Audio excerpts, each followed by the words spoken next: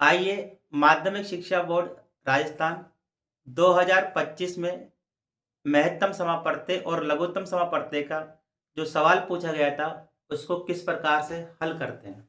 सवाल क्या था सुनिए। संख्या 12, 15 और 21 का अभाज्य गुणनखंड विधि से एचसीएफ और एलसीएम ज्ञात कीजिए। राजस्थान बोर्ड 2025 में आया था। ये सवाल बोर्ड में 2 नंबर का आया। आइए इसको किस प्रकार से करते हैं। 12 के अभाज्य गुणनखंड करते हैं। 2 का भाग देंगे 12 में। अगर 2 का भाग 12 में जाता है तो देंगे, अगर नहीं जा रहा है तो नहीं देंगे। 2 का भाग 12 में दिया, 2 छक्के 12। 2 का भाग 6 में जाता है तो देंगे, 2 तिया 6, 3 एकम 3। फिर 3 का भाग देंगे 15 में, 3 पंजे 15, 5 एकम 5। फिर 3 का भाग देंगे 21 में, 3 सत्ते 21, 7 एकम 7। इस प्रकार से अपन इसके गुणनखंड कर लेंगे, यानी टुकड़े कर लेंगे। 12, अब यहां 12 में 2 कितने बार है, 2 बार, तो इसे लिख लेंगे 2 की घात 2। 3 कितनी बार है, 1 बार। 15 के गुणनखंड क्या है, 3 इंटू 5। 21 के कितने, 3 इंटू 7। HCF यानी महत्तम समापवर्ती में से कैसे ज्ञात करते हैं, इसकी विधि में पहले ही वीडियो में बता चुका हूं। आइए दोबारा समझ लेते हैं। महत्तम समापवर्ती में समान संख्या ढूंढते हैं। समान होने पर छोटी घात लेते हैं या समान घात लेते हैं। जैसे 1, इन तीनों में 3 समान है, यहां 1 बार है, यहां 1 बार है, यहां 1 बार है। या ऐसा बोल दो, इसकी घात 1 है, इसकी घात 1 है, इसकी घात 1। तो इसकी घात कम से कम कितनी बार है, 1 बार, तो इसे 1 बार लिख देंगे।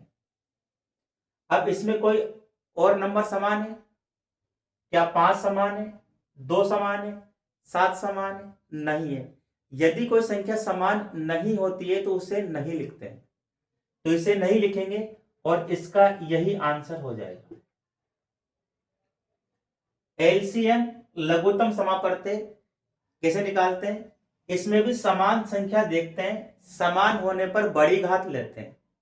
अब इसमें 3 समान है, लेकिन इसकी घात 1 है, इसकी भी 1 घात है, इसकी भी 1 घात है। अगर तीनों की समान घात है तो इसे समान भाग लिखेंगे, यानी 1 बार। अब इसमें जो समान नहीं है उसको भी लिखते हैं। एचसीएम में समान नहीं है तो नहीं लिखते, लेकिन एलसीएम में यदि समान संख्या नहीं आ रही तो भी उसे लिखा जाता है। जैसे क्या समान नहीं है, 2 की घात 2 समान नहीं है तो 2 की घात 2 को लिख देंगे। 5 समान नहीं है तो 5 को लिख देंगे। 7 समान नहीं है तो 7 को लिख देंगे। 3, 2 का वर्ग करते हैं तो 2 का वर्ग कितना होता है, 4 इंटू 5 इंटू 7। 3 को 4 से गुणा करते हैं, 3 चौक 12। 12 को 5 से गुणा करेंगे तो 60 इंटू 7। 7 को 6 से गुणा करें, 7 छक्के 42 और 0 की 0, 420 इसका सही आंसर। अगर आपको मेरा वीडियो पसंद आता है तो उसे लाइक करें, सब्सक्राइब करें और बेल आइकन बटन पर क्लिक करें।